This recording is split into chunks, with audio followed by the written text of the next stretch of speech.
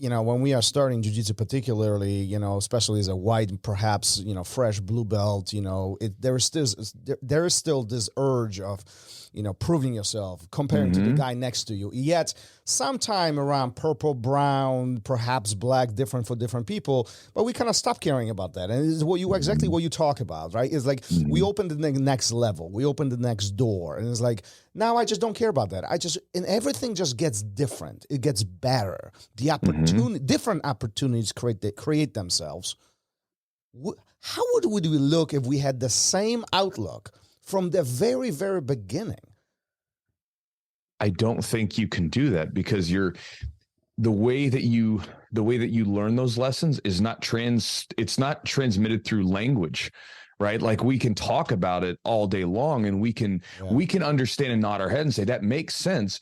But to actually feel that on a deep visceral level, you have to come to that yourself. And so you have to learn those lessons through a form of communication or understanding that has nothing to do with us being able to just speak it out in language.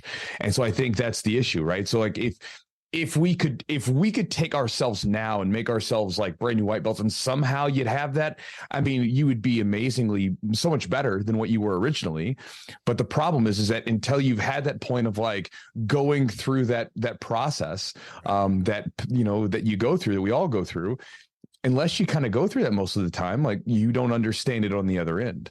And so I think it's like one of those things where we were like, because I think about the same thing. I'm like, man, what if I could go back and I knew what I knew now? But I'm like, if I went back, and unless it was me now going back, I wouldn't understand what I was trying to, like, I wouldn't really understand that lesson back then, because it was all that crap that you had to go through to actually understand the lesson, which kind of brings up the thing about, like, a lot of times, which is something you learn from jiu-jitsu as well, right? Like, we have lots of failures, lots of mess ups. Yeah.